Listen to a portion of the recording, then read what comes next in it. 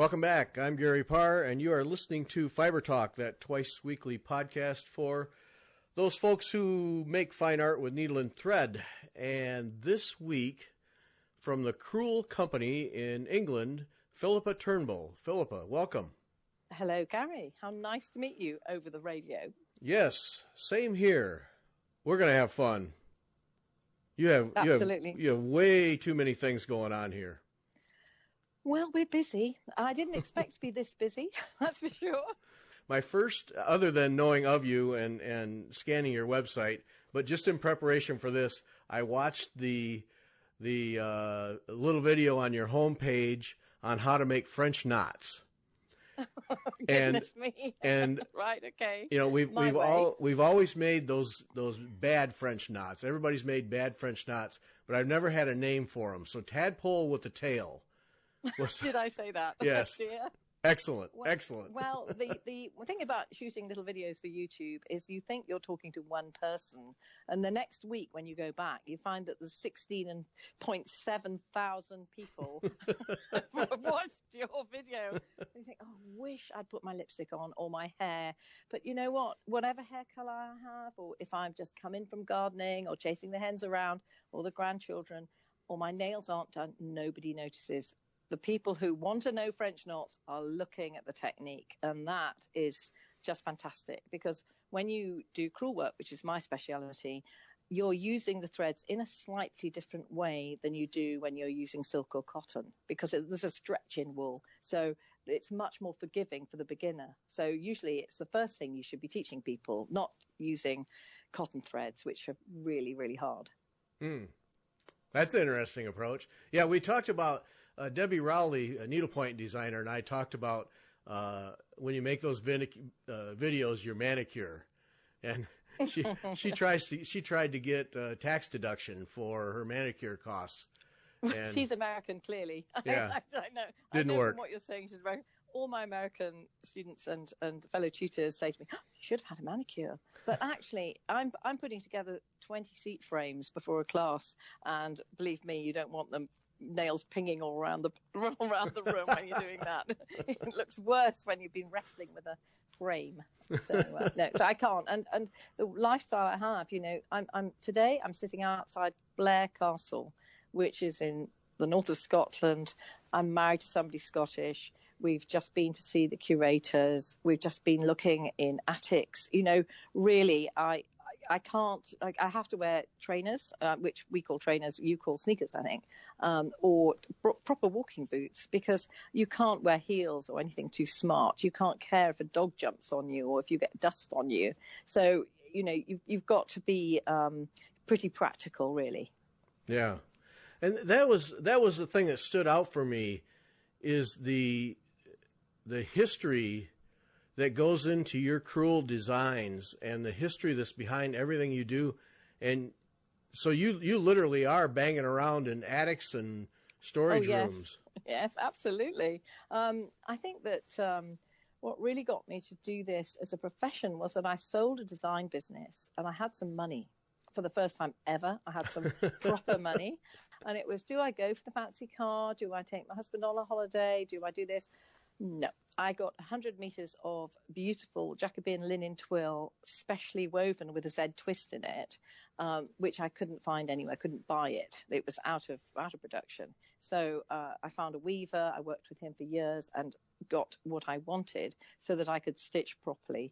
And so I was researching what the fabric was that we stitch on, and that is still a current obsession I have, really, about the longevity of what we use for stitching on, because it's all full of chemicals, the stuff you buy normally. Mm-hmm. So I was in Glamis Castle, which is one of the Queen Mother's family homes, and I was with the Countess of Strathmore looking at pieces.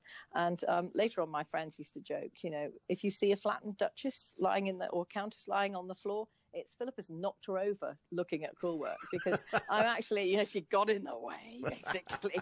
And really, when you have that common interest, it's just easy to be friends with everybody, because there's no point in sitting there talking to somebody who leads a different lifestyle to you, thinking about yourself. You've got to think about something that you're both interested in, and you make friends with people who are interested in the same thing as you. So, I had a great chat to somebody on the way up north here, marvellous girl, Emily Taylor from the National Museums of Scotland. We were talking about a designer in Scotland that I'm not very keen on, that's very, very popular now. I mean, he's been dead 100 years, so I can say this. But I was saying that, I think that he was colourblind, actually, truly colourblind. And she said, well, actually, he wasn't a needlework designer, all those massive needlework of his. He wasn't a needlework designer. He was actually a carpenter and an architect. So that was really interesting. That what is your first thing? What are you drawn to? And when I'm teaching, and I'm teaching design, I see that people are drawn to designs because of the color combinations. And in history, they used the colors that they could get hold of, and they used them so well. They used them to great effect. And those color stories are the ones I bring out in my own work. So I'm dictated to by the 17th century mainly, but the arts and crafts is very interesting because their colours, I think that they thought, if I'd inherited something, what colour would it have faded to? And that's a lot of the colour sense in Crewel work. Not at all in wallpaper, where they were going for a very different look, but in their needlework, they definitely went for I've inherited this, So, and it was a lot of my family were new money at that time on my mother's side, and they were kind of trying to look a little bit smarter than they were, look as though their family had something of importance in the past. Possibly they once had a castle. Actually, the other side of the family did, but the snobby side who were trying to show off. Because in the arts and crafts, the people who bought the arts and crafts products, of course, were the emerging middle classes. They could afford it. The poor people couldn't buy arts and crafts things, and they couldn't afford the time to make them.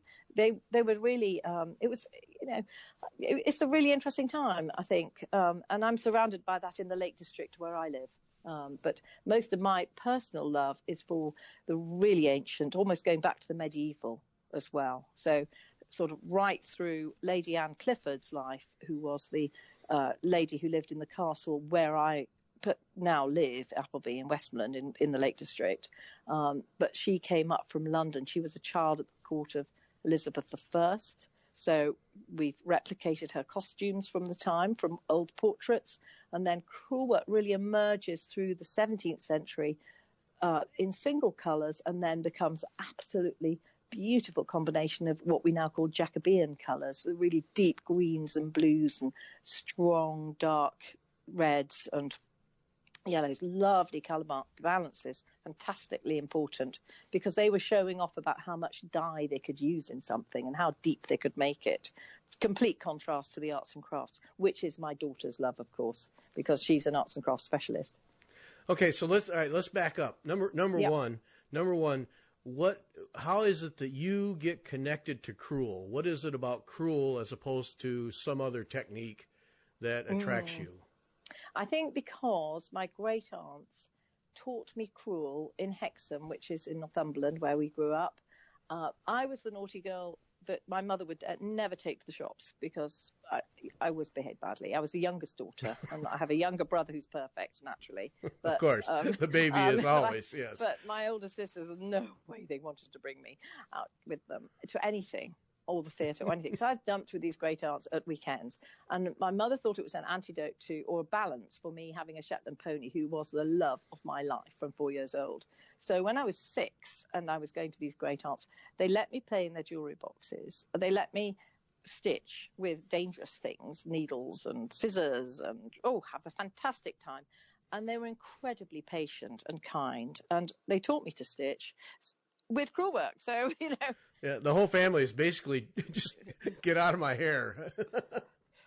Yeah, absolutely. Well, all of us are arty and, went to art college or not. And my son is actually a designer. He's in Hong Kong designing shopping centres. We're all very arty and all very opinionated. So it must have been a nightmare for my mother, who was similarly blessed with that sort of character. So so I was left with these aunts, poor aunts, Auntie Martha, and she just was perfect, really. Very patient, and taught me about gardening and flowers and being calm and being mindful and really listening to how you stitch. The rhythm of your stitching is very important. That's how we get neater as we learn a technique. But she was just so quiet. It was just lovely after a hustle and bustle of a big crazy house. So anyway, that's how I started.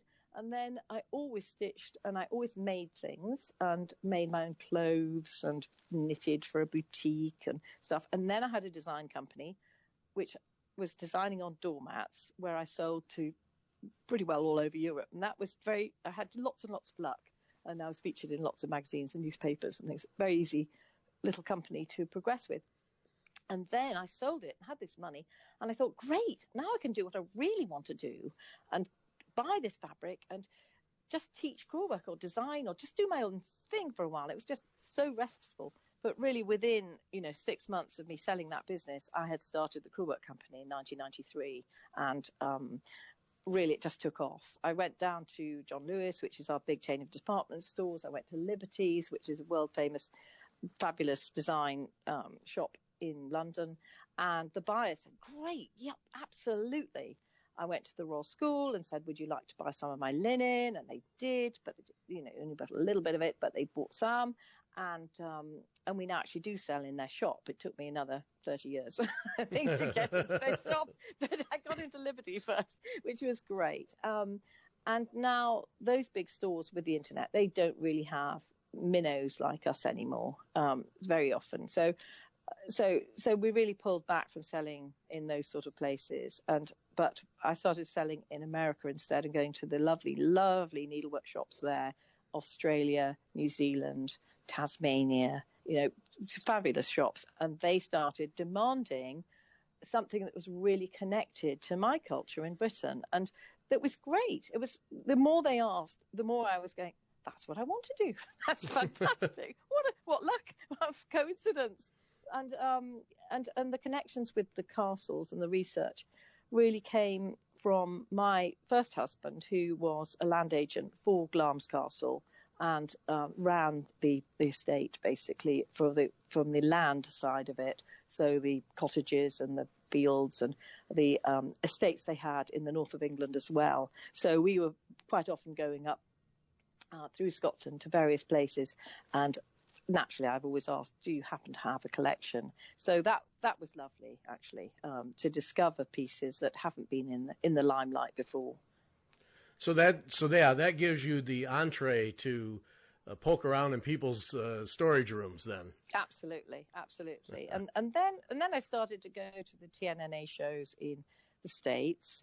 I went to those for 3 or 4 years. I have to say, I never actually made a profit on going, but I met some fantastic people, including my best friend forever in America, who is Meredith Hahn Willett, who has a gorgeous store, M's Canvas, in Lexington. And she said, I don't know who you are. I don't know what you do. I know nothing about you, but I adore what you do.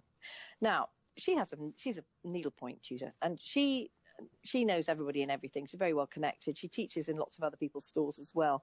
And she said, this probably won't sell here, but I want some for my shop. She was right. It didn't sell in America at the time. Nobody was wanting it. They'd had a fabulous Erica Wilson doing marvelous things. And I met Erica a few times, and she, by the way, did approve of what I did, which was nice of her. She was really, really lovely woman, marvelous woman. She was how to behave with a minnow. when you're a queen, she just showed me how to behave with somebody who was new into the business, and hopefully I'm being equally encouraging, because it is a competitive world out there. Yes, yes. It can be weird. It can be weird out there, but mainly everybody gets on, and our ethos is, I'm sure you spoke to my daughter, Laura, and she brought, when she joined my business a few years ago, 3 or 4 years ago now, she brought in something that I had not thought of, which was promoting other similar people to ourselves and becoming a bit more of a gang of good people in this business, rather than thinking I'm going to undercut the next person, or I'm going to say something a little bit snidey, which, you know, occasionally you do get. It's much better to work with people. So we developed this program where when we have our needlework retreats, we have the tutor do usually a design I found myself in a castle. I give that to the tutor to do for the retreat, and then I say to them, right, now I'm going to make sure this castle sells this kit, or we sell it on our website, and we manufacture it. We have the instructions made absolutely beautiful in a lovely brochure and a lovely packaging, so everybody thinks they're getting a fantastic present when they buy something from us, and you will always get a royalty from it. So it's, instead of just making it for our retreat and saying you could never teach it or do it again, they can use it again, but we actually have quality control, and we make sure it's continuously sold, which is important to the castle, because the castles give us the design, and we want to make sure the castle benefits. Now, because we control the kits going out and our accountant does all the sums with it, we then give back to the castle a percentage of every single sale. Every use of that design that we know about actually goes back to conserve the piece it's come from. So it really, really works. And, you know, the castles and the museums, they are thrilled with this. And we work now with the Shakespeare Birthplace Trust, and they are accruing a fantastic collection of Elizabethan, well, from the time of William Shakespeare, actually, needlework. And they're finding pieces that, you know, have been in private collections, and they're being funded. They're conserving them beautifully, and they're allowing us to create designs from them. And we're not just pinching them off Pinterest or, you know, from the internet somewhere and using them without paying anything back. So they're making us famous. We're making them more known as a destination to go and see their collection. But people are accessing the collection through us because they're recreating the piece. So, you know, they don't need to go to Stratford-on-Avon and see it. They can actually see it as they create it, and they can look at the photographs. And now, you know, with digital photography and being able to zoom in on your iPad, you really can see how things are made without handling them. So it's conserving them in many different ways. Right. Well, that's a real benefit to those foundations too, which are always, I'm sure, scraping for money just to keep things going. That to have that exchange going on, that keeps the history alive. The reason that they're functioning keeps it alive, and also generates a little cash flow. That's got to be a real welcome thing. Certainly, with Muncaster Castle in Cumbria, they have a world-class collection of crewel work and other needlework, beautiful collections. And when we couldn't really afford to give anything back, we created a volunteer week. So we got lots of people who've come on workshops or retreats with us, and they got together and we went and sat over log fires having cups of tea with the owners. And, you know, people said, this is better than the retreats. This is much more fun. Although they worked jolly hard, polishing boots and doing all sorts of things that they wouldn't normally have to do with needlework, because we can't really allow them to do any conservation work. But they were making padded hangers and, you know, listing things and cataloguing things. It was just, you know, lovely. We did that for a few years. Now they're running their own program, and that's fantastic because we kicked it off and it's now ongoing.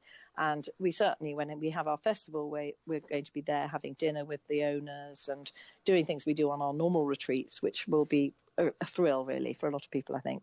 And me. I love it. Sort out for me, and for those who don't know, and that would include me, what is the difference between Elizabethan, Jacobean? Okay, this is an interesting one.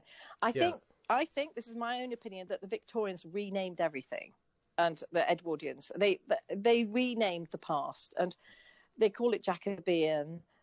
Jacobean furniture and anything else in Jacobean apart from needlework is James I, which is the beginning of the 17th century. He came down to England in 1603, took over from Elizabeth when she died. She was dying, and he took over, basically. So that's the son of Mary Queen of Scots, people who've just seen the film. So poor man. He didn't have a good start. I mean, not that I didn't like her. I didn't know her. But he had a pretty rough time because they were separated when he was born, you know. Yeah. So anyway, so then, so then there was Charles I. He was the one that had his head chopped off, right? Then we had Cromwell took over, and there was a lot of fighting. So we had the civil wars in the middle of the 17th century. So, 1640 something to end of 1649, he had his head chopped off. 1650 civil wars and, ongoing wars till about the end of the 1650s. And then we had the Restoration, and we had Charles II. And that was great. And we had lots of needlework going around. This is stumpwork boxes and that sort of thing. And samplers being more, prevalent as well by amateurs in stately homes, being taught how to read and write and show off, basically. Then we had James II. Now, he only reigned for 3 years, and he had a Catholic wife, and basically he wasn't much good, so they got rid of him. So he went back to France. He didn't have his head chopped off. They were getting less brutal by then. Well, they've got more brutal since, actually. But anyway, so he went back to France, and then so then we got William and Mary, who were Protestants. So lots of religious wars here in the 17th century. So basically, Elizabethan is when Elizabeth was alive, right? Mm-hmm. But when James came in 1603, Anne of Denmark, his wife, not to be confused with Queen Anne in the next century, in the 18th century, but Anne of Denmark, his wife, was not fashionable, and she had sort of naked masks, which were tableaus, which she'd stand semi-naked behind sheer linen with her ladies in waiting, being Greek statues and doing little plays for the pleasure of the court. And she had topless fashions that had to be banned by a law because it caused havoc at court. So, you could have legs like a tree trunk, but you had to have a good pair up front. So to show that you were breeding potential, I think. Anyway, so nobody they were snobbish about her at the court. So people carried on with the Elizabethan designs. And this is all my theory, by the way, nobody else's. So if I'm wrong, everybody out there, please forgive me. But really, I've looked at this very hard for 30 years. So if you have another theory, I'd love to know, because we could have a great discussion. So anyway, so the fashion for that sort of look went on to about 1630, 1640 even, if you were living way away for the centre of court. If you were some remote place in the back end of Britain, you wouldn't have the same fashionable clothes as somebody, and especially if you had no money or you were living to a great age, you don't care about fashion, the latest fashion, because you're not out to catch a man. So those designs were still going on into the 1620s at least. So that Elizabethan look that we hear so much about, a lot of those Elizabethan pieces are actually way past Elizabeth's death. So they're not officially Elizabethan. They should be Jamesian, original Jacobean. Right. So then you get to the Charles and all that. So then you get, in Crewel, you get lovely, pure red cochineal. But it was a time of distress and worry, because people were, he was upsetting Parliament, and he wasn't doing the favour return that Elizabeth was giving sweet bags and receiving jewellery and money in beautifully embroidered things. She hand stitched a Bible when she was a child. The fashion for hand stitching gifts was rather falling apart, because it wasn't a time people would travel so much, when there's a lot of unrest going on. Right. Yeah. Then in the 1660s, we had lots going on, but we had the Great Fire of London, and that destroyed a lot of the professional studios that made these gifts. So there were amateurs and professionals making them. And in Crewel in particular, there were professional studios making bed hangings. And when you got married, you got a new bed, or you got your existing bed rehung with amazing bed hangings. And it was often part of a woman's dowry. So quite a lot of this is documented. Anyway, so the awful thing happened with the Great Fire of London. These studios we lost an awful lot of things. I think the Stumpwork box is just about finished then, because of the loss of studios drawing them out. They were the first kits, by the way, sending them out to people. Mm-hmm. Anyway, so then the wonderful thing happened in this country. I'm very pro-immigration in the UK. Okay, I voted to stay in Europe. A very one-world person, because design is worldwide, and it's fantastically interesting to see that the Huguenots, who'd been persecuted in France, went to Holland and the Netherlands and the Low Countries. So they had the French skills of the weaving and the silk weaving, and the design that had come up through Greece, Italy, and into France, all these fantastic European designs. They then went to the Low Countries. They then were persecuted there, poor things. So they came to Britain, which in 1660s was a very tolerant country, because, of course, they had seen what intolerance does. It causes wars. We'd had such an awful time, and were fighting brother in the civil wars, and whole estates and whole families fell apart. So Huguenots came in, and they were allowed to have their own special studios. So they created new livery companies for them. So we had the broderers since 1561 with a charter from the Queen, but by 1666, 100 and something years later, then the Huguenots were allowed to bring these skills, fantastic designs, and new dyes, so all the colours changed, and they were able to fix them beautifully. And those colours on those hangings are around; they're all over the world.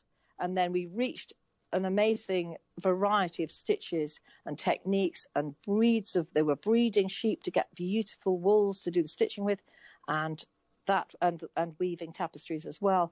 And about 1700, you've got by then the Chinese designs coming in as well as the Indian. So really, Britain became a melting pot of wealth, skill, design, and materials. Hooray!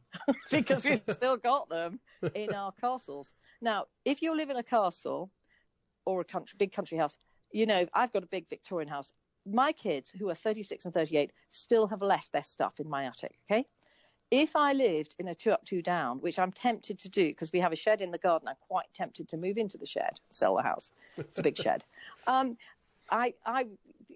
know that we wouldn't have those family history things. I wouldn't have the table for my great-grandmother who lived in a tower and who had a beautiful round table. And my daughter's insisting that I keep, even though I don't want to, because it's right in the way. But if you live in a castle, can you imagine? You never throw anything away. Right. Lancaster Castle is stacked with embroideries. In fact, they've got a whatnot chest where you keep your, usually made of sandalwood, where you keep your very precious items in storage. We just got to the bottom of that, a couple of years ago, and I've been going there for 30 years. I mean, it's just amazing how they have stuff, and they almost say, "Oh, I've rather almost forgotten," even though they've got an inventory of it. They've almost forgotten because they've got so much stuff. Well, this helps me. Castles are great, very rich source of. This helps me. Yeah, this helps me understand why there seems to be an endless supply of these historic tapestries. So that's literally it. There's an endless supply because there's hoarders all over England who've never thrown anything away. Well, and absolutely, and of course, with the Reformation, a lot was thrown away from the churches and then remade into pillows. What you would call a pillow, I'd call a cushion. I was at Parham House, which everybody's got to go to once in their life. Fantastic, just south of London, with a group last year. It was just a divine day, wonderful. And the curator there said, "You're just also interested. Can you come back and have another look? And would you like to do this?" And we were all allowed back in to take photographs, which they're never allowed to do, which was amazing. Mm-hmm. Because by then I'd had everybody for a week and they were completely trained about how to take a photograph without damaging the piece. Take the flash off, take a photo of your foot first, so you may know that the flash isn't on, and blah blah. So we're in there, and I turned round and there was a cushion on a chair, and it had clearly come from a monastery. It was the most beautiful church embroidery. And I said, gosh, I wouldn't have that there. I would actually almost take the front off and have it framed now because it's 400 years old.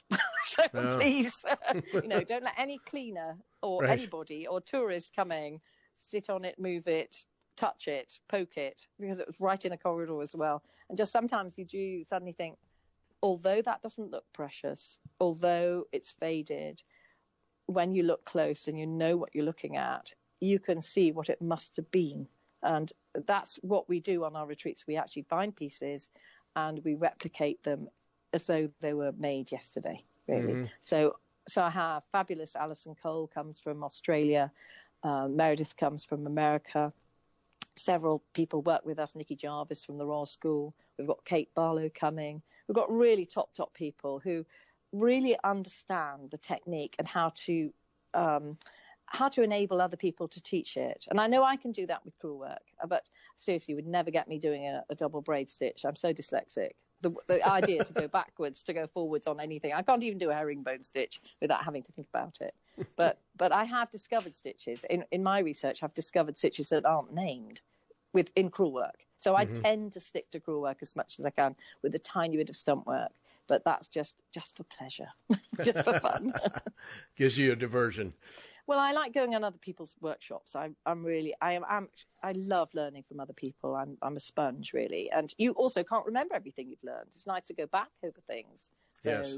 Whatever discipline they teach, I think it's really interesting and just lovely, just lovely. So yeah, I think that is with just about any art or art related thing. It's really the second visit where you really get the payoff. The first time is just getting oriented, yes. And then if you get to go back, then now you know how to approach it, and that's when the real payoff comes. I think yeah, that's exactly. And I think when you're replicating an old piece as near as you can, and you're using real gold, real silver, the right needles, we have organic linen, whether it's for the crewel work or for the Elizabethan work. We've just actually produced a brand new organic boil washed linen that has no chemicals in it, because what we're using at the moment apparently won't last, and especially with the ozone layer being so thin. My weaver tells me all this anyway. I'm not the world expert on linen, but I believe him, and believe it or not, this stitches up a treat. And modern embroiderers are using a backing fabric for their linen, and they never did that in the past. And that was the first question I said to my weaver: why is it that everybody that comes to teach asks me, can I use a backing fabric of polycotton? Well, they didn't have polycotton in the 17th century. Why would you do that? Yeah. And it's because the linen isn't holding the stitches properly. So that's sent me completely diverted away from crewel work to concentrate on producing something. So when people come and teach for us on the retreats, they're getting much nearer the original than they maybe have thought they could. So hopefully that will benefit everybody that has done it. So sorry, what was the question, Gary?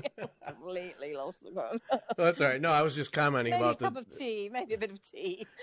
No, I was just commenting about how the second time you approach any situation when it comes to art that you... Oh, yes, sorry. Yeah. Yes, well, we try and tell people... We always have a lecture the night before we go and see somewhere, or nearly always, on our retreats. And we explain to people what they're going to see. And then when they're there, they can see it, but we also explain again, we've got the curator there for questions. And then when we get back, we explain what we've seen in a way, because we're then stitching it. And then we have a discussion about, was that really the stitch? Is that a really good way of approaching it? Which way would the stitch be? Would it be stitched away from you, like Jackie Carey does in her books on Elizabethan braid stitches? Or would it be towards you, like I always do, because I use the weight of my hand to balance the thread? So, it's about your physicality as well. And looking at male stitchers and how they're very consistent in the way they stitch, or rather like painting a portrait, sometimes you see the apprentice has stitched a lot of the costume, but then the expert has gone in and stitched the lace. They had experts for painting the embroidery. That was a specialist subject, but perhaps Van Dyck would do the faces himself, but nothing on that portrait apart from it. That was his. So, looking at the pieces again and again, you suddenly see this isn't the work of one person. This is a team. Mm-hmm. And that's really interesting. And then you can find yourself, which bit are you good at? And do you want a team to do this? Because I've run groups for years at home, just with my local embroiderers guild. They're amazing. They're amazing, these women. They have such skills. And one man. And we've replicated Lady Anne's portrait costume from 1619, from when she was looking for a man. And the third richest woman, she became the third richest woman in England after Bess of Hardwick. you'll know about Hardwick Hall, where we're going to see actually in September with our group. So, yeah, there is always something to learn, and there's always more to learn than you think. But you need to stop and really, really consider it rather than rush at it. You're quite right. Just sort of galloping through a castle is never going to work for me. I have to sit and stare and be silent and just take it in and smell it, really get the atmosphere and meet the people who own it as well. So privately owned castles that aren't open to the public, they don't have a red rope. Or if they do, they take the red ropes down because they trust our groups or me. And that's lovely. That's really lovely. So, it's such a privilege when somebody says, "Oh, I'd just like you to see this." And you think, oh, how perfect is this? Yeah. And I do have my own collection as well that I exhibited last year in New Zealand. I'm going to exhibit, hopefully, bring it to the States and maybe Australia in the future, because it really needs sharing. You shouldn't just leave it in storage all the time. It needs a bit of an outing occasionally. Yeah, that's interesting. When you say you just need to sit and absorb when you're in front of any kind of a collection or stored box or whatever, because people experience that.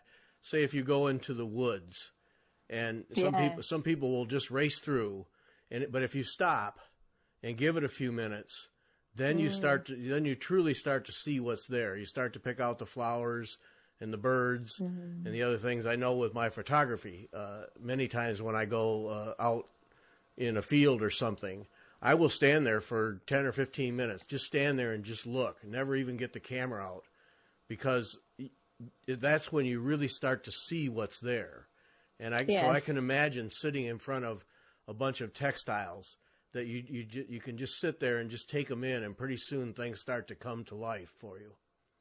Yes, and I think it is really important to relate it to the history of the time and see, who, what, why, where. Just got to ask those questions. If you just write those down in a notepad, I always take a pencil and a little notepad in my bag wherever I go, and just think, just have a few prompts before you even go anywhere. Have a few prompts written down and just go back to those and think, have I answered all of those before I leave? Or are these things you're going to work on? And just, usually I have my light bulb moments when I'm walking my dog, actually, not necessarily when I'm with the textiles. But I think just seeing them in a museum is just not enough for me. Although you see exquisite collections and you see a lot of examples of one thing together quite often in a museum, but seeing them in the setting, if you go through Holyrood Palace in Edinburgh, for example, lots of your listeners will have been to Edinburgh, and you exhaust yourself in the first 8 rooms, you won't have the visual energy to actually enjoy Mary Queen of Scots' bedroom, where there are bed hangings, of course, didn't belong to Mary Queen of Scots, late 17th century, but the bed itself did, the size of the bed, the atmosphere of the room. There's a little museum full of little embroidered and other artifacts, and they're in a dim light. You need to take a torch, actually, and say to the people on patrol around the museum, it's all behind glass, but you need to say to them, do you mind awfully if I use a torch? Because if you put a torch on, they'll think you've got a lighter or something. You really got to ask, but they never mind if you do that. But obviously it's in a dim light, and if you're tired and you've been spending 2 hours looking around every portrait, you're not going to appreciate the important bits. So I think that's where, when you have a guided tour of any sort, you must say to your guide, look, I am here with my husband, but he's very tolerant. He may want to know about the paintings or the flooring or the joists or the, whatever, or the windows, but I'm here for the textiles. And please tell me which rooms I should save my energy for. And I think everybody has a 2-hour cutoff, by the way, only allow 2 hours. Then you need a cup of tea or something. You need something to keep you going. Nobody can work in castles unless you're used to them. There's hard floors, they're drafty, they're cold, or they're too, they're never warm, which is lovely in the summer. So I get lots of people from Texas, and I say, I'm so sorry it's raining today.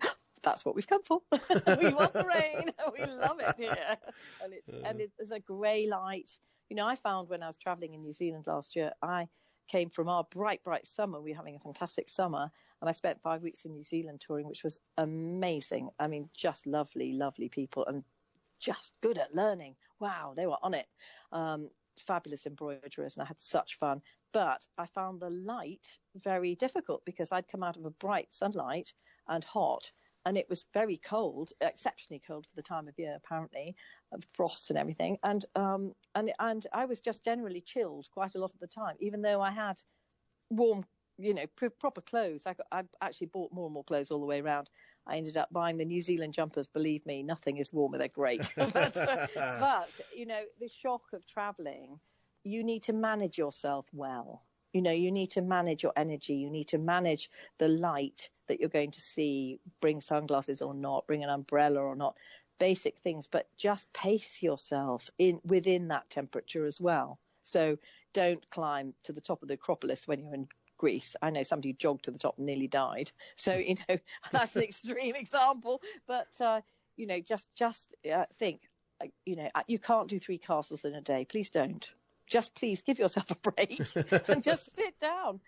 And you can take your stitching in. Sometimes you can't take a camera into places, although they're getting a little bit more tolerant about that now because people know where the flash button is and things. And they're being, everybody has their phones anyway. So, right. So they can't really stop it. So people are managing it a bit better.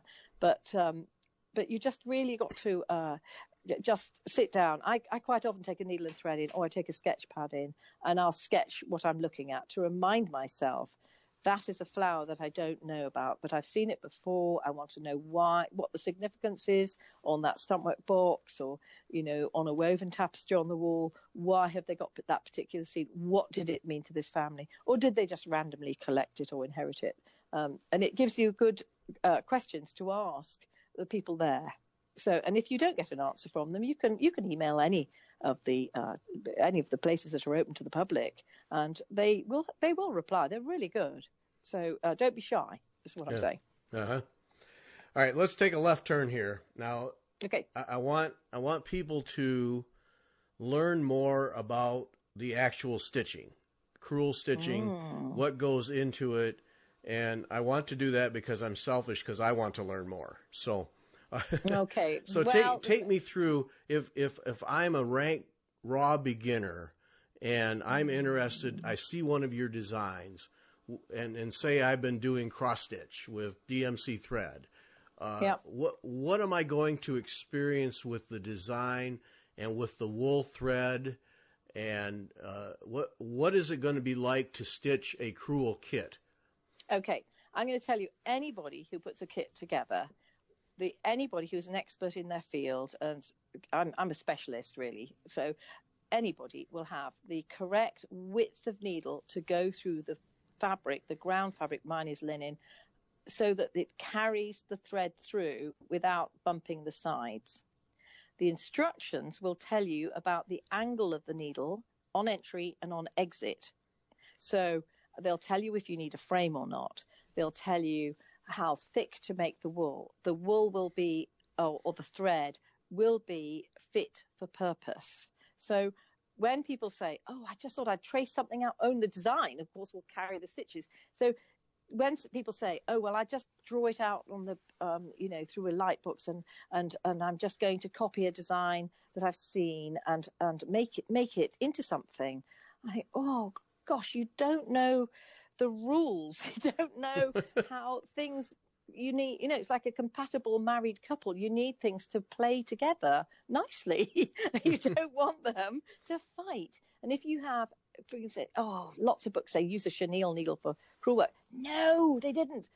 There's a needle called a crewel needle, and that's the one you use. And you use the thickest, biggest one that you can manage. So it makes a really good hole through the linen. And then you use a twill, because that's like a 3-way weave, and it'll shut on your stitches once you take it off the frame. So you don't use even weave, which makes a bigger and bigger hole the more times you go in. So when you get a kit, if you can't do it, I will be furious with myself, actually, because at home we have Georgina, our in-house artist, who is making the most beautiful paintings of hands working, doing the threads. They're very, very clear, and they're big scale, because you're looking at slightly smaller needlework, but you're looking at bigger instructions. And I think that's, our instructions are 30 pages long on some of our kits, but they're full of drawings. And if somebody says they can't do something from my instructions, which they wouldn't nowadays, I don't think, but in the beginning, I just used to add another picture, because the people who stitch are usually visual learners, and they like to read how to do it, but they like to see how to do it. So if I can't join them and be with them on a workshop, then hopefully that'll happen. And our YouTube clips as well, the YouTube clips are just literally, somebody emails me and says, do you know what, I'm left-handed, can you just show me again how to do that? I'm just not quite with that, or whatever, little stumbling block they're having. And I'll shoot a video for them. And then my daughter Laura, who's also my business partner, she gets hold of that video and she's put it up on the wide world within a nanosecond.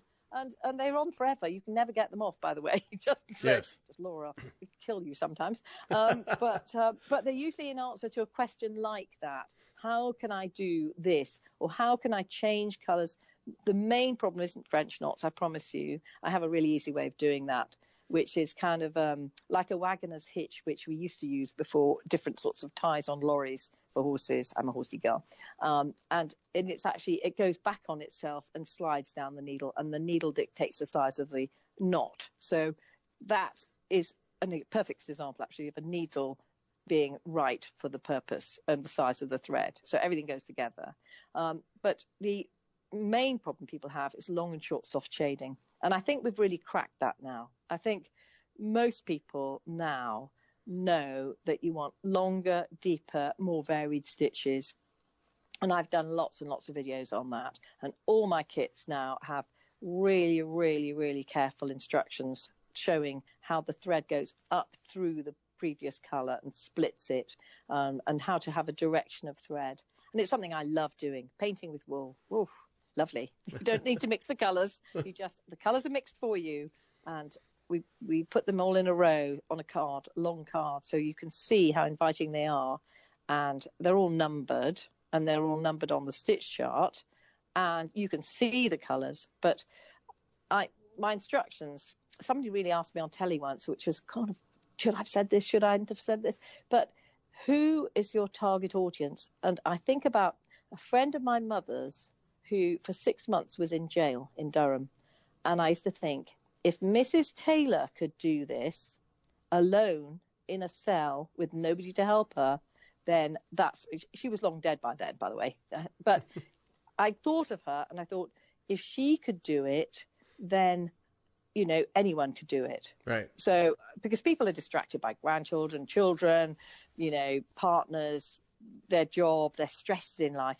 I want people to just de-stress, get into the rhythm of it, and then they get better and better the more they do. Yeah. I'm fascinated. Two things in my research.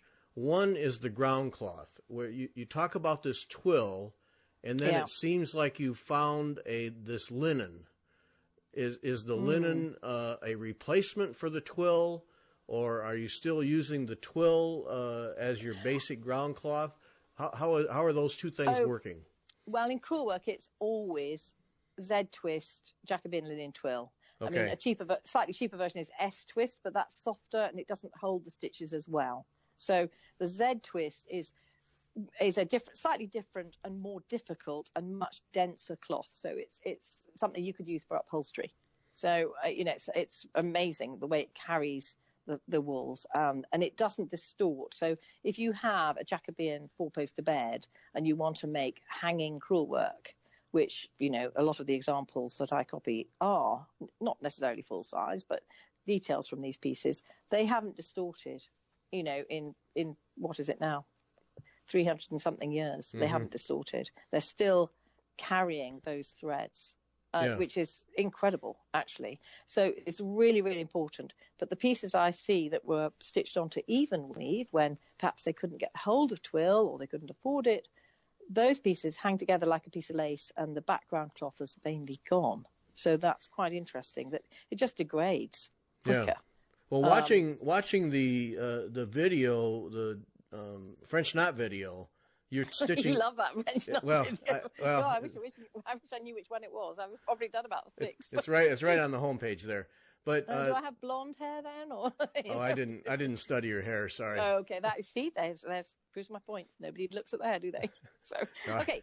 I have a general policy with women. I never comment on hair. It just gets me in trouble no matter what I say. So I would agree with that one. But the twills seem to behave differently than ground cloths that I'm used to. You'd have a bit of a bounce sometimes. The idea with crewel work is you keep the cloth still. In fact, all the Elizabethan cloth as well that I'm now producing for the Elizabethan work, which isn't my work, which Alison Cole's doing and other people. I don't want the linen to move. The only thing that should move is your needle and thread in your hand. You shouldn't get any bounce up and down. Mm-hmm. If you're getting bounce up and down like a kid's trampoline, then actually your frame isn't tight enough. So I go for the smallest frame I can get away with, and absolutely have it jam tight. And then I never slacken it off. At the end of each session, I can practically hear other tutors going, "Oh, don't say that." But because this has been the rule, this is for some reason. I think the Victorians and Edwardians rewrote the rules on embroidery to make it more difficult and almost give people something to say. I suspect. I read some of the early 20th century books and think, gosh, they've copied that book, and you can see a whole copy line. And my husband, who's a composer, he says the same has happened in music. Somebody said something and everybody else has copied it. And before you know it, 3 people have said it and it becomes a fact with no point of reference. Just somebody said it. And, when exams started coming in for needlework, I think they had to have something to examine. Like, which way does the twill weave go? Actually, it goes either way. In history, they didn't care which way it went. It's something I'm asked a lot. Which way should the weave go? Please, come with me. Come with me into Muncaster and see 5 examples that are, all different ways. Anyway, so you really need firm linen that doesn't need backing and won't move. And do you do needlepoint? You do cross stitch, don't you?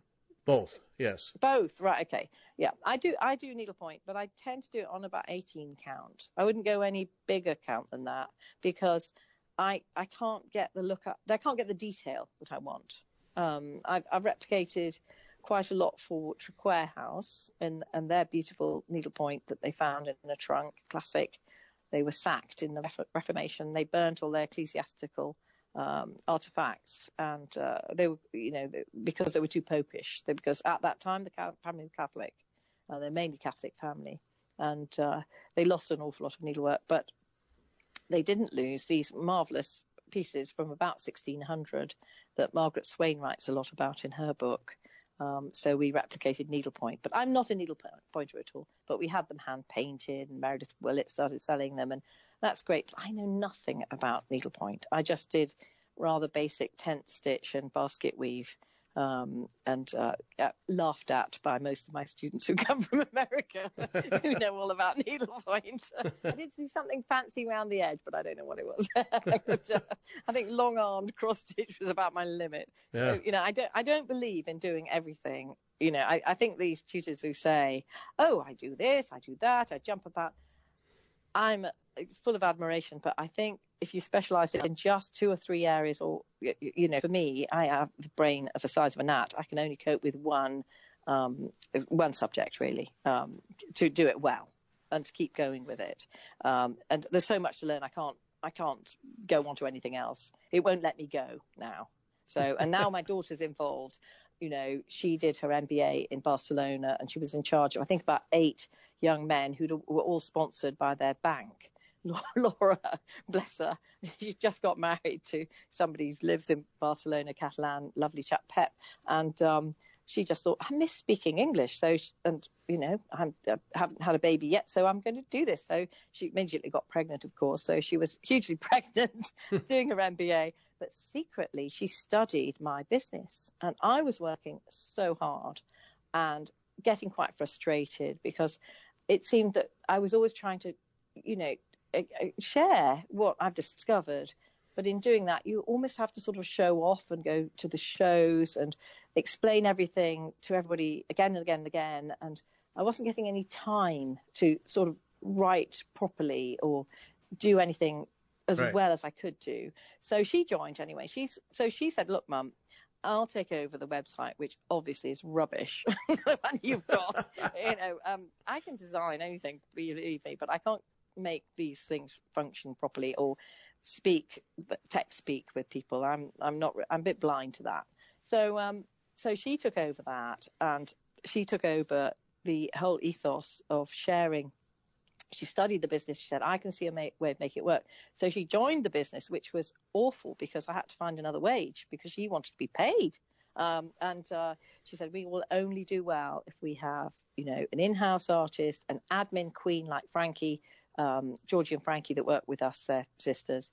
One of them now has an in-house dog as well. She brought a Wicket into work, so that's our stress relief. This new puppy, lovely, and really, enjoy the areas we're good at, and that's what we're doing. We have a proper accountant, it keeps everything straight, and the retreats, we have a girl that just literally is there to make sure everything's all right. She just knows nothing about needlework, but she's an event organizer, and she's with us throughout the retreat. The tutors are with us throughout the retreat. We don't normally have the husbands there at all. Occasionally my husband pops up because he's Scottish and he's a historian and a musician, so perfect. Occasionally, and a techie, so as you know, because he put my Skype up. But that can work as well. But we need a team of people to do things to the standard that people now demand. And rightly demand, but we have to charge the price for it, I'm afraid. The festival we're going to do, you asked me about that earlier, we're doing that in 2021 in answer to the people who say, I would love to come on your retreat, but I can't bear how much you charge. Now, we only go to top hotels and boutique places, and they're jolly expensive in Britain. It's a completely different price than anywhere else in the world. I'm sure nowhere is as expensive as staying in a really smart hotel in London or in Edinburgh in the middle of August. It's just unbelievable. So we're very short-staffed as well, very short-staffed. It's a problem. But so we go to the really good places. But the festival is in my hometown of Appleby, in the middle of nowhere in the Lake District. Lovely spot. Everybody adores it when we go to Appleby. So some of the people who've been on the retreats have said, I love it, in Dublin or going off to wherever, Letterkenny. But can we please go back to Appleby? Because people are so nice and they're so thrilled to have us there. So we're having this festival and people can choose. They can sleep in a tent in a field. I don't care.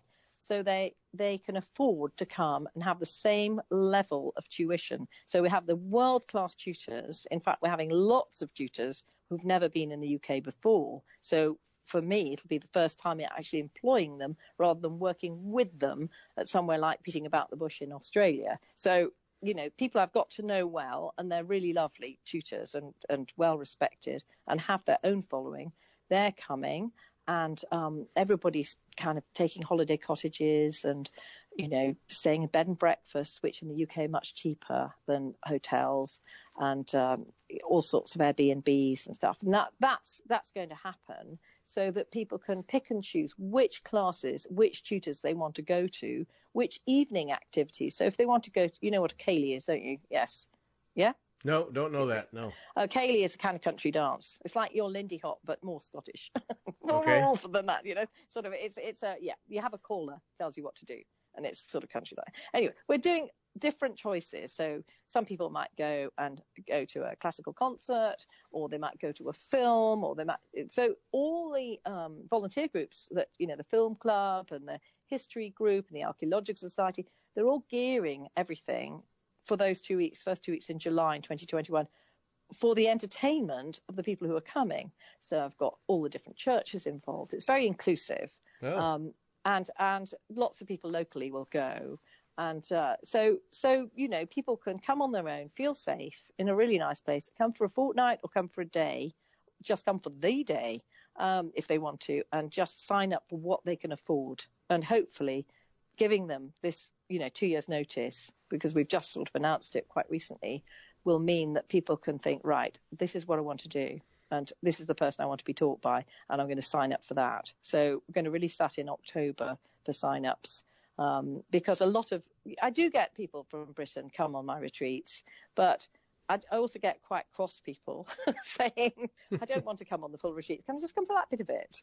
Like, it doesn't really work like that. Right, yeah. Because we've got to, we can't just have you for 2 days and then deny somebody from Australia the whole week. It just is. Right. Anyway, so that's kind of what we're working towards. So this festival, first 2 weeks in July in 2021. So, yeah, you can come. You can come. I've got a lot of famous people coming. You can come. Join them on. Okay. Come do a podcast from that. That would be fun. Oh, that'd be something. Oh, tempt me. Do it from Appleby Castle. Tempt would me. Be great fun. Oh. You'll have Lady Anne's ghost standing behind you. Okay. I tell you. Okay. She's in the tomb next to our church when we sing 17th century things in the choir. I sometimes get this little prickles up the back of my neck. She's listening. She's keeping an eye. So I wanted to. Okay, so that's the first 2 weeks in July 2021.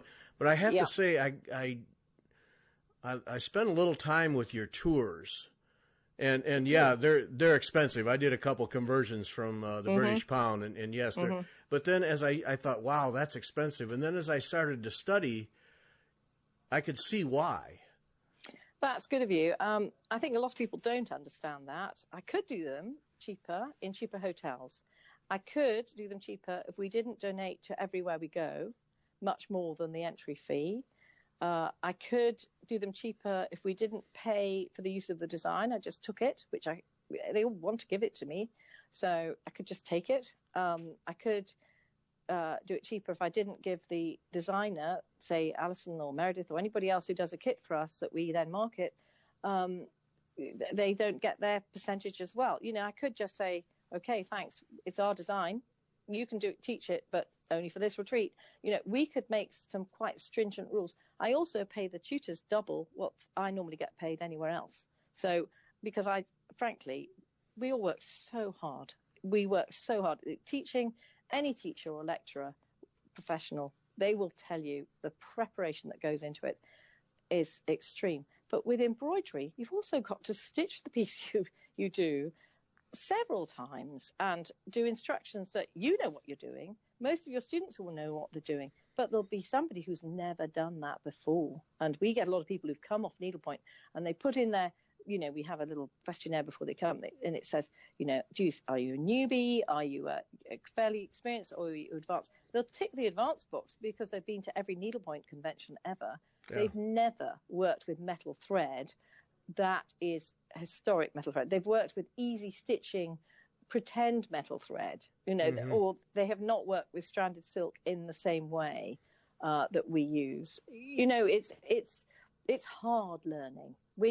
Most of us are not kind of under 30. We're not used to taking instruction through our ears and then engaging our brain and then using our hands to produce the same thing. We're not.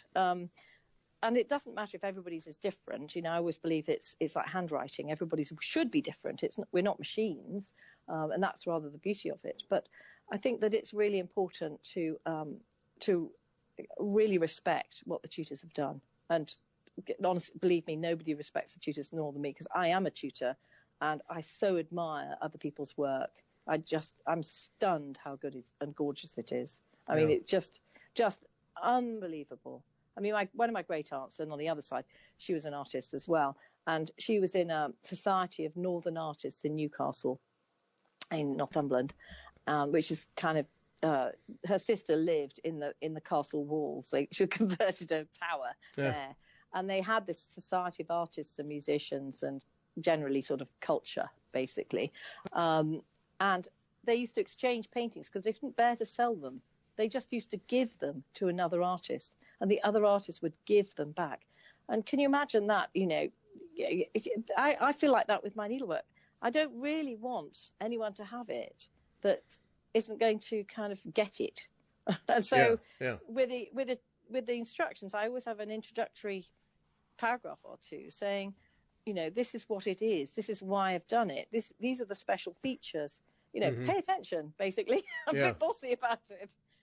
But my teaching background, by the way, is in horse riding, and I was a dressage judge, and I've taught an awful lot of people to ride and to really have confidence. And I think that's the main thing with needlework, and particularly with crewel work. And they go a bit freestyle, and they, can I possibly do it? You know, it's really, really, really not a test. This is a hobby. This is fun. This is fun. Please don't get stressed.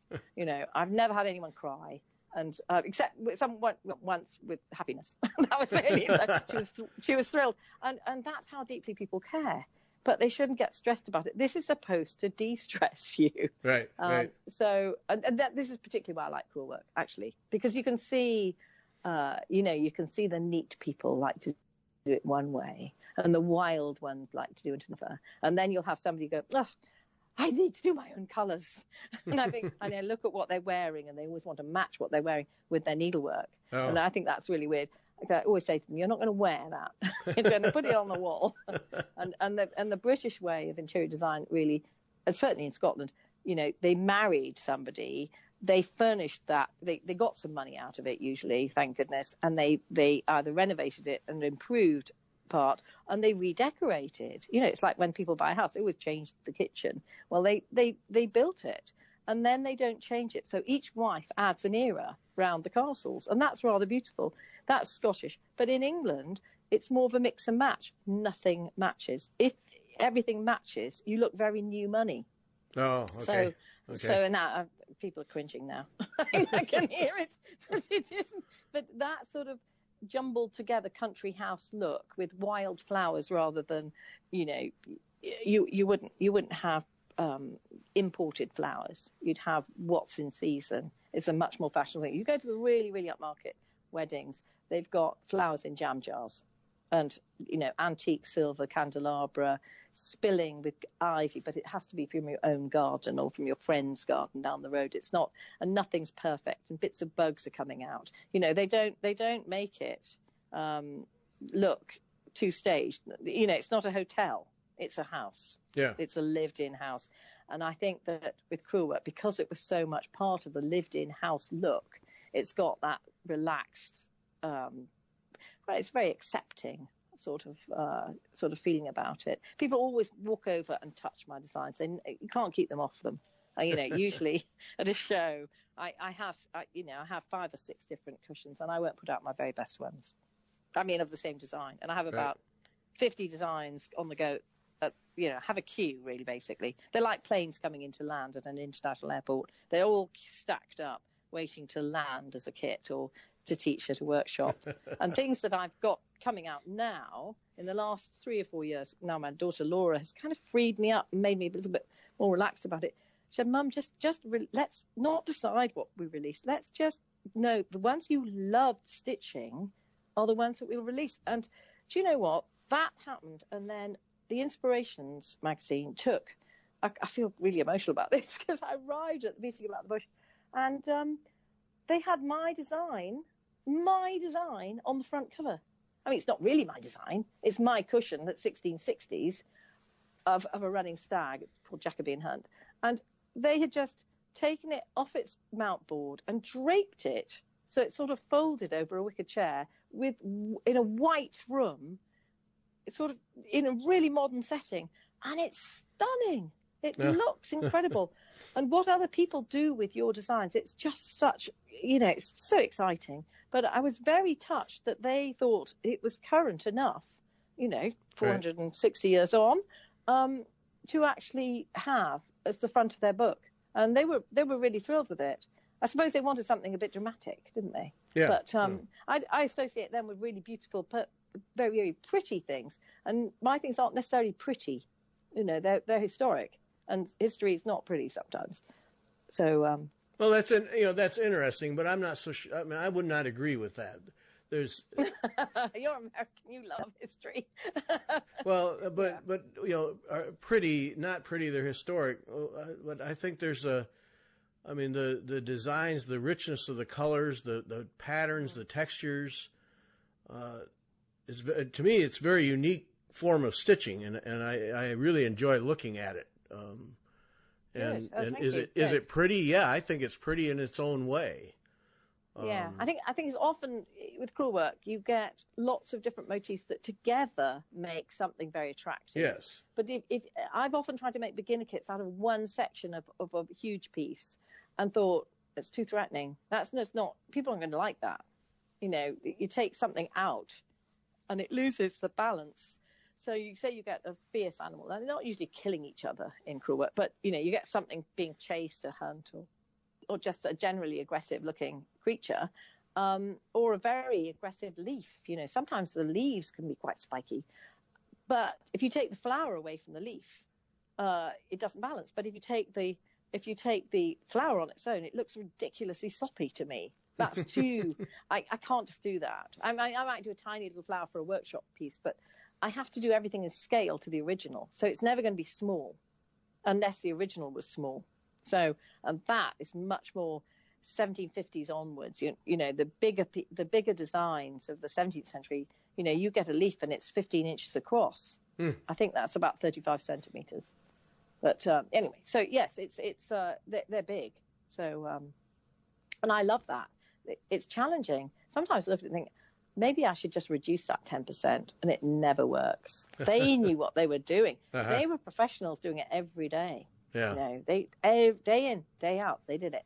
And one person designed, or team, and somebody else drew the thing on, somebody else stitched it, somebody else spun the wool, somebody else made the linen. You didn't have to do the whole thing yourself. You know, we're very demanding on ourselves now. You know, there are a lot of courses, and they say, right, you've got to design your piece, choose your threads, choose your colours. Gosh, I did a 4-day design course with experienced stitchers last year, and they kind of almost ended up using my inventory of design pieces to get where they wanted to get. It was interesting, and I did lots of colour exercises on them to loosen them up. But it was really interesting. They still went back to the rules of 17th century. They sort of went full circle. I think I'll do this in purple. It doesn't work if you're using that particular style of design. If you're using an arts and crafts design, which tend to be much neater and much smaller scale, and it was generally, you know, amateurs doing it then, or, you know, well, there were a lot of amateurs doing it then. They prevailed really. Then the colour range is very different, and the style is very different. They weren't trying to make a statement in the same way necessarily. So they were trying to have a beautiful overall design. They weren't saying messages in the same. There's a sweeping generalisation, because of course lots of them did, but in crewel work in particular, not the other sorts of designs or silk work, they really shrank it down, and that to me sometimes rather spoils it. Yeah, there's not that sort of generous look, and gosh, we can afford the best wools and the huge dyes and we're going to decorate this entire bed, and it's going to be a team of people to do it, and it's going to take months and months and months. I mean, I did a bedspread at Glamis, and believe me, it took me 3 years to think about it and 6 months to stitch it, and I was still stitching it the night before the birthday it was commemorating. Ooh, no pressure there. Ooh. It's just for the Queen Mother. Apparently she liked it. I didn't actually meet her that time, and she was too elderly by the time. She was 100, so it was a very special birthday. Yeah. But I'm still looking for the original, because there was a photograph of it from about 1930 that I was using to copy from. But so if the original turns up and it looks better than mine, then obviously they're going to replace it. Pretty sharpish. Yep. All right, Phillipa, we got to stop. Darn it. No, don't stop now. There's so much more questions now. Well, see, but yeah, what happens, see, is then we have to have you back. So. Thank you. Well, I'm actually going to just go that side in person soon, because the best places to see crewel work that I found was Winterthur and Williamsburg. Yeah. And can I just say a shout to the curators there are fabulous. And what you guys do, you really, really look after what you have. And we have so much here, and we don't necessarily have the perfect conditions to keep everything in. We honestly try our best. And everybody's working really hard to have fantastic temperature control and, everything working well. But I really do take my hats off to the American museums just care for things and appreciate everything so much. And the people who come from America to the UK, shout out loudly about how you enjoy, or anywhere really, but certainly when you come around castles, I've come to see the textiles. Keep saying that. I've come to see the patchwork quilts, the embroideries, the, Elizabethan, this, that, and the other, the costume, because I like the lace work. Keep saying that, because then those castle owners will look after them even more. Mm-hmm. And also get things out of their private collections. Very often they live in a wing of a castle. They can get these things out of their private collection and let you see them. It often happens. Mm-hmm. So thank you very much, Gary. I will say goodbye. I'll shut up. I'll go back to my cold cup of tea and stoke up on that before I go off to, where am I going off to next? Another castle, private castle next, and it's now dark, so we'll probably end up in a ditch somewhere. We'll try not to. Okay. All right, Phillipa, thank you so much. Thanks to everybody for listening, and we have Vanna coming on Wednesday, so always look forward to that. How lovely. I'll listen to that. Thank you. Yes, always fun to talk with Vanna. Yes. So. Yeah, thank you very much indeed.